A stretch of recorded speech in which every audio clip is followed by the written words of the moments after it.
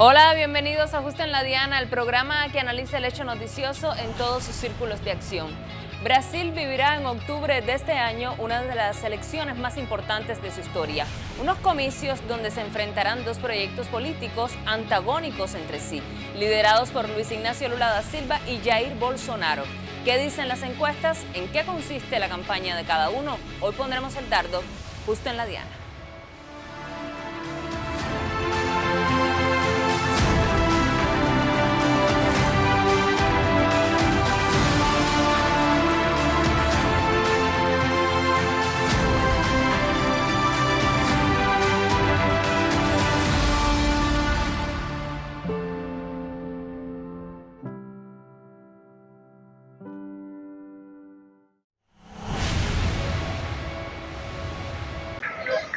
Arranca la campaña para las elecciones en Brasil del próximo 2 de octubre. Según las encuestas, el expresidente izquierdista Lula da Silva parte como favorito, con alrededor del 40% de intenciones de voto, con una importante ventaja sobre Jair Bolsonaro.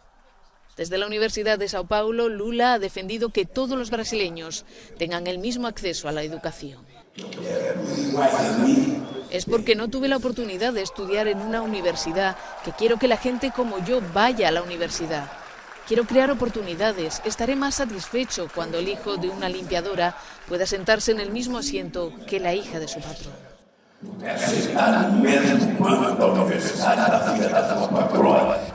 Bolsonaro cuenta con alrededor del 30% de intenciones de voto según los sondeos, pero en un mitin con partidarios evangélicos ha dejado claro que quiere seguir en el poder.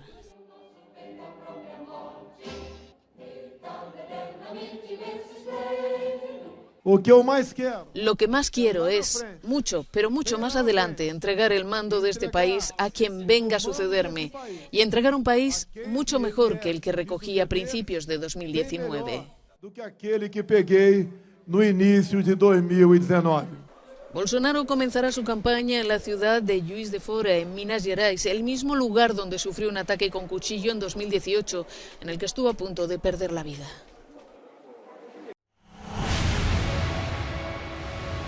El expresidente brasileño y líder del Partido de los Trabajadores, durante un acto de campaña en Sao Paulo, instó a Bolsonaro a que no tenga miedo de Lula, mientras aseguró que será el pueblo el que lo va a sacar de la presidencia. Al mismo tiempo, Lula denunció a la oposición por emplear a la iglesia como un instrumento político, al expresar que hay gente que está haciendo de la iglesia una palanca política o una empresa para ganar dinero.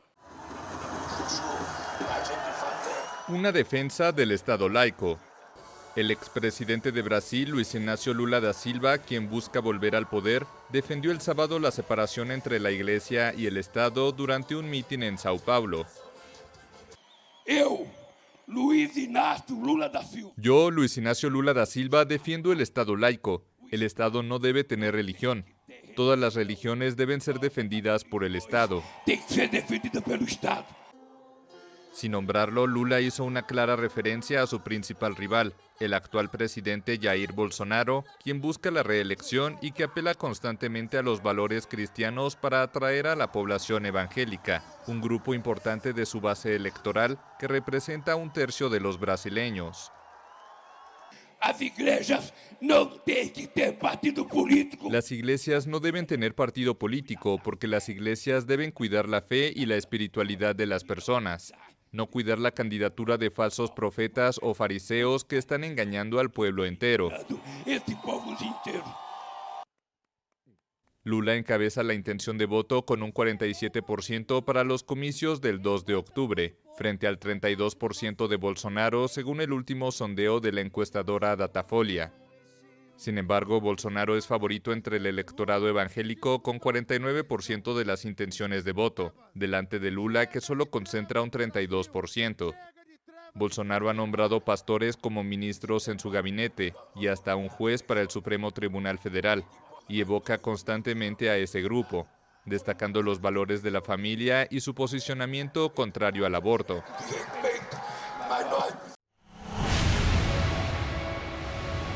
Hoy contamos con la participación vía internet del periodista brasileño Breno Altman, quien ha seguido de cerca los acontecimientos políticos en ese país. Hola Breno, ¿cómo estás? Hola Diana, muchas gracias por invitarme a participar en su programa y por tener la oportunidad de hablar otra vez al público cubano sobre las elecciones brasileñas, sin duda las más importantes desde el fin de la dictadura en la década de 1980. Para comenzar con el análisis, se enfrentarán en las elecciones Lula y Bolsonaro. El líder del Partido de los Trabajadores marcha primero en las encuestas. ¿Qué posibilidades tiene de ganar en primera vuelta? Diana, no creo que lo más probable sea una victoria de Lula en la primera vuelta. Esto no ocurrió en ninguna de las 4 veces en que se eligieran candidatos del PT, como fue el caso del propio Lula y de Dilma Rousseff. Las encuestas muestran en ese momento una lenta reducción de la diferencia entre el líder del PT y Bolsonaro en cuanto a la intención de voto en la primera vuelta. Incluso teniendo los demás candidatos juntos menos del 15% de las intenciones de voto, yo diría que la tendencia actual es que las elecciones se decidan en segunda vuelta, con amplio favoritismo de Lula. El rechazo a Bolsonaro es muy fuerte y en la segunda vuelta todo indica que se formará una clara mayoría para derrotarlo. Ahora bien, Lula en su acto de campaña denunció que los índices de pobreza, la desigualdad y el hambre han aumentado durante el mandato de Bolsonaro. Por su parte, prometió desarrollar políticas para lograr una mayor igualdad social en Brasil. Precisamente, ¿cuáles son las propuestas de gobierno de Lula para este nuevo periodo? Quisiera recordarte, Diana, que la candidatura de Lula cuenta con el apoyo de una coalición amplia y heterogénea que se formó para derrotar a Bolsonaro, pero con fuerzas que tienen diferencias importantes sobre el qué hacer con la economía del país, entre otros temas. Esto ha llevado hasta ahora a pocas definiciones de medidas concretas que tomaría un eventual tercer gobierno Lula. La campaña publicó recientemente un documento llamado Directrices del Programa. Se trata más bien de compromisos generales de lucha contra el hambre, la pobreza, el desempleo y la desigualdad social, además de la defensa de la democracia y la soberanía nacional. Las medidas que se tomarían aún no han sido anunciadas claramente, pero cabría destacar en ese documento que una nueva administración encabezada por Lula volvería a adoptar una fuerte política de valoración del salario mínimo por encima de la inflación, retomaría las inversiones del Estado para dinamizar la economía y generar empleo, intentaría aprobar una reforma tributaria que aliviaría a los más pobres y gravaría a los más ricos, aumentaría los recursos en educación y salud, fortalecería los bancos públicos y recrearía un programa de ingresos mínimos para los más pobres, como se hizo en el pasado con el Bolsa Familia. Breno, te propongo hacer una primera pausa. Estamos analizando el contexto electoral de Brasil de cara a los próximos comicios. Esto es Justo en la Diana. El presidente de Brasil, Jair Bolsonaro, vuelve a la carga por su reelección en una nueva campaña presidencial. Não quero a volta da ideologia de gênero nas escolas. Um país que não quer liberar as drogas. Um país que respeita a vida desde a sua concepção. Um país que não quer se aliar ao comunismo de outros locais do mundo. Um país onde o seu presidente, majoritariamente o seu povo, defende a propriedade privada. Sin embargo, no le será fácil borrar el impacto de sus últimos 4 años de gobierno. En 2019, Bolsonaro estuvo bajo fuerte presión internacional para controlar los incendios en la Amazonía y evitar así una catástrofe ambiental. Sin embargo, sus respuestas no fueron siempre las adecuadas. É uma falácia dizer que a Amazônia é patrimônio da humanidade e um equívoco, como atestam os cientistas, afirmar que a Amazônia, nossa floresta, é o pulmão do mundo. ela não está sendo devastada e nem consumida pelo fogo, como diz mentirosamente a mídia. Crímenes contra la humanidad, epidemia con resultado de muerte, infracción de medidas sanitarias, incitación al delito, son solo algunos de los cargos que pesan sobre el mandatario por el manejo de la crisis del coronavirus que deja casi 700.000 muertos en ese país. Tem a questão do coronavírus também, que no meu entender está sendo superdimensionado. No meu entender, é muito mais fantasia a questão do coronavírus, que não é isso tudo que a grande mídia propaga pelo mundo todo. No meu caso particular, pelo meu histórico de atleta, caso fosse contaminado pelo vírus, não precisaria me preocupar. Nada sentiria ou seria, quando muito, acometido de uma gripezinha ou resfriadinho. Até porque o brasileiro tem que ser estudado. Ele não pega nada. Vê o cara pulando em esgoto ali, sai, mergulha, tá certo? E não acontece nada com ele. Sempre afirmei que tínhamos dois problemas a resolver: o vírus e o desemprego. E daí? Lamento. Quer que faça o quê? Eu sou Messias, mas não faço milagre. A Bolsonaro también se le relacionó con el asesinato de la concejala socialista Marielle Franco, un lamentable crimen que conmocionó a ese país. Desde Arabia Saudí y en un video colgado en su cuenta de Facebook, el presidente de Brasil, Jair Bolsonaro, negó completamente exaltado cualquier tipo de vinculación con el asesinato de la concejal izquierdista Marielle Franco e insultó a la televisión Globo, que reveló que el nombre del jefe de Estado aparece en las investigaciones. A morte da Marielle, seus patifes da TV Globo, seus patifes, canalhas, não vai colar. Su administración también se caracterizó por la desestatización de recursos estratégicos. En enero de este año, el gobierno brasileño privatizó Eletrobras, la mayor empresa de energía de Latinoamérica. Después de 60 años, el Estado brasileño dejó de ser el accionista mayoritario de Eletrobras, una empresa con 14.000 trabajadores y que cerró 2021 con un beneficio de más de $1.000 millones. De igual forma, ha expresado su intención de privatizar la petrolera Petrobras, la mayor empresa de Brasil. Ninguém vai quebrar contrato, ninguém vai inventar nada. Nadie romperá los contratos ni inventará nada. Hablé con Paulo Guedes y puse a Petrobras en el radar para una posible privatización, porque si es una empresa que funciona como monopolio, debe tener su sesgo social, en el buen sentido. Nadie quiere el dinero de Petrobras, queremos que la empresa no tenga déficit y que invierta en gas. Asimismo, hizo ministro de Justicia al juez Sergio Moro, quien con su condena impidió la llegada de Lula al poder en las anteriores elecciones. Una sentencia que el Supremo de Brasil dictaminó que no fue imparcial. Bolsonaro busca su reelección luego de una gestión caótica, negacionista de la pandemia, misógina y sin ninguna empatía hacia la naturaleza. Sin embargo, las urnas dirán la última palabra. Regresamos con el análisis. Breno, en un país profundamente religioso como Brasil, existe ahora mismo una campaña por deslegitimar a Lula por parte de Bolsonaro, acudiendo a terminologías religiosas. ¿Cómo se explica eso?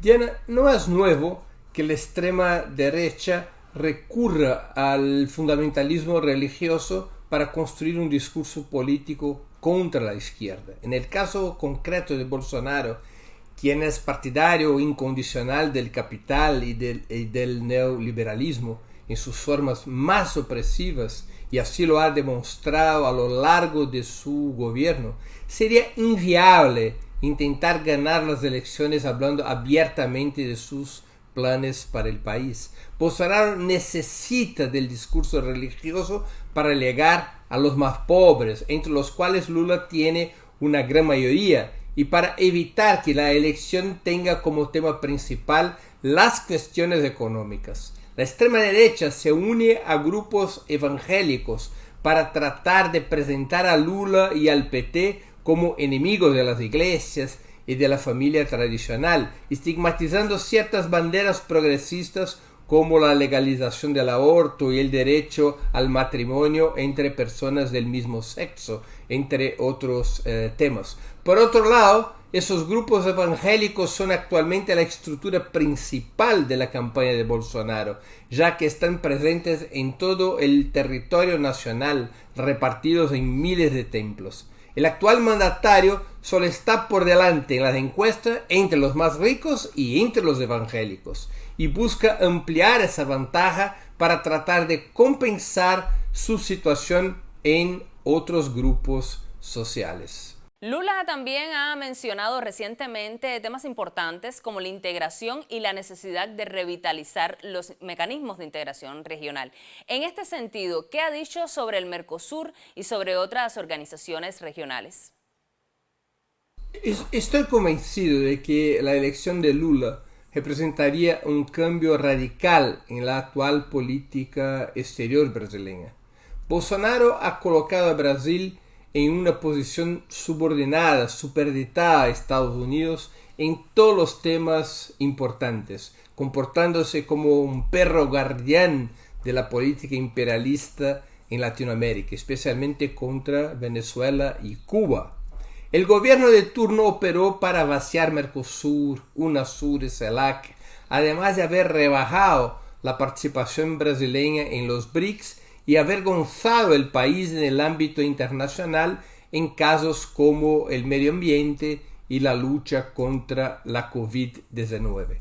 Si Lula regresa, con él regresaría una política exterior basada en la integración de Latinoamérica, en la reconstrucción de la UNASUR y de Mercosur, en la consolidación de la CELAC, en el respeto a la libre determinación de los pueblos. Brasil volvería a tener una posición contrahegemónica en el mundo, a favor de un orden multipolar, actuando de forma independiente frente a las grandes potencias, especialmente Estados Unidos. Yo creo que quizás en la política externa es que va a ocurrir de forma más rápida e intensa un verdadero cambio en la situación brasileña si Lula vuelve para un tercer gobierno. Ya para finalizar, Breno, de ganar Lula, ¿cuáles son los desafíos que enfrentará a su gobierno? Creo que hay 4 problemas principales, o 4 retos principales, si lo desea. Primero, el Estado brasileño fue destrozado después del golpe de 2016. Sus agencias de servicios públicos fueron desorganizados, debilitados y vaciados.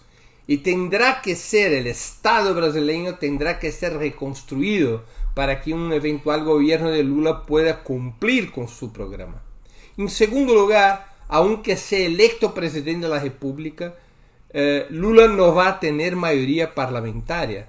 Los partidos de izquierda no deben tener más que 150 escaños en la Cámara de Diputados, entre 513, y difícilmente pasarán de 20 senadores de 81. El gobierno deberá mostrar mucha capacidad de negociación y movilización popular para aprobar leyes y medidas de su interés.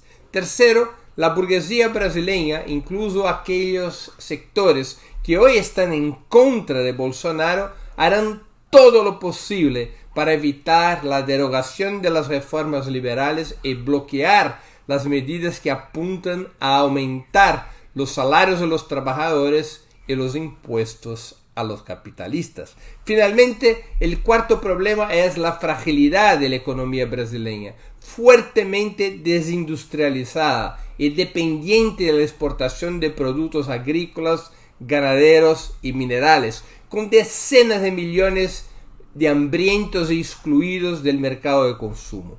No tengo dudas que este es un escenario mucho más delicado, mucho peor que hace 20 años, cuando Lula ha sido elegido por primera vez. Muchísimas gracias, Breno, por acompañarnos en esta emisión de Justo en la Diana. Diana, me gustaría agradecerte nuevamente por la invitación a participar en su prestigioso programa. Espero que mis respuestas hayan ayudado al público cubano a comprender mejor la situación política y electoral actual en Brasil. Un fuerte abrazo para ti y para tu público. Hasta pronto. Certamente, os governos do PT não fizeram tudo. Ciertamente los gobiernos del PT no hicieron todo lo que debieron haber hecho, pero ciertamente nadie hizo más que nosotros en cuanto a relaciones con los pueblos indígenas. Lo grave es que prácticamente todo lo que hicimos fue desmontado.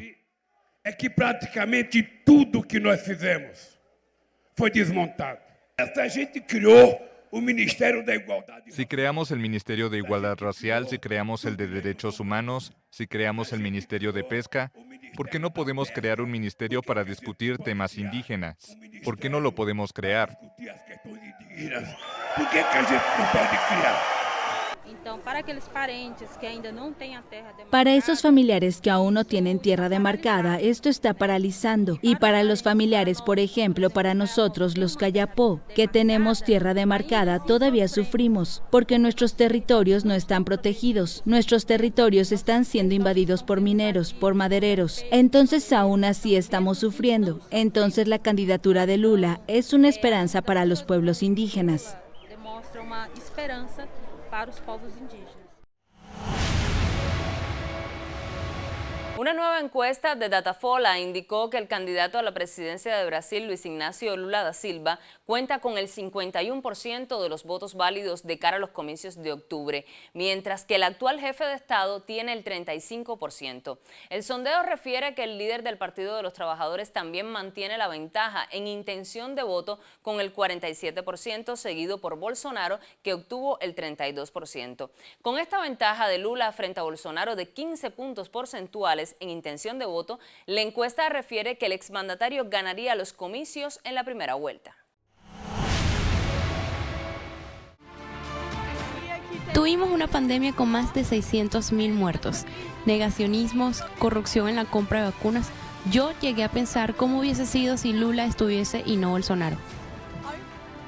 Él es uno de los mejores y lo queremos electo para mejorar porque el país está atrasado. Vivienda, empleo. Aquí no tenemos empleos. Hay mucha hambre. Es muy grande. Él va a traer cosas mejores para nosotros. Tenemos que cambiar el gobierno. Tenemos que votar por Lula. Él sí trabajó por el pueblo. Él vivió por el pueblo.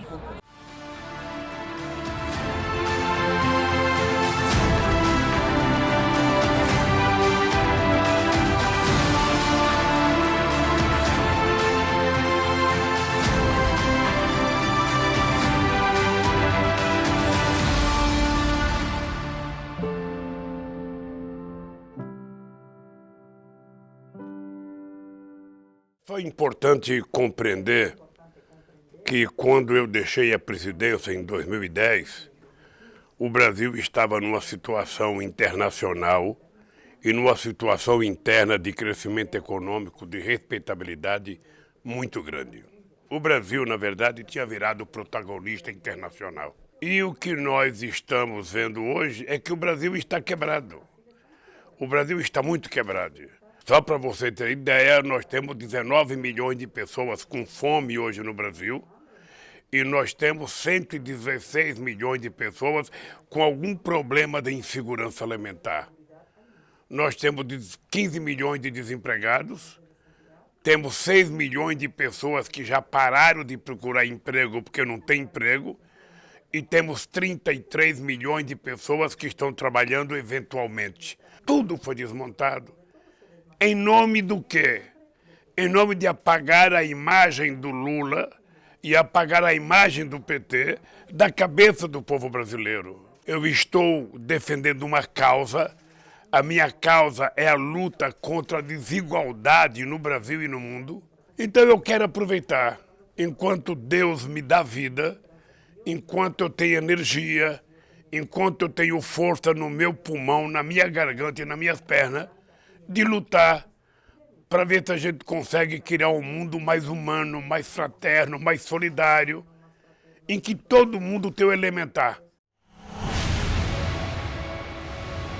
En octubre, el pueblo brasileño acudirá a las urnas para elegir quién será la persona que dirija las riendas del país. Lo curioso del tema es que ya conocen lo que es capaz de lograr los dos principales candidatos, quienes tienen la carta de presentación de haber dirigido el mismo país con resultados totalmente diferentes.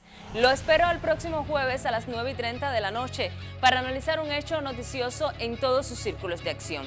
También nos puede ver los viernes a las 10 de la mañana y los sábados a las 5:30 de la tarde. Si se perdió alguno de nuestros programas anteriores, siga nuestro canal en YouTube y allí podrá encontrarlos. Estamos también en Twitter y Facebook. Al final, como siempre les digo, tendrán los elementos que necesitan para poner el dardo justo en la diana.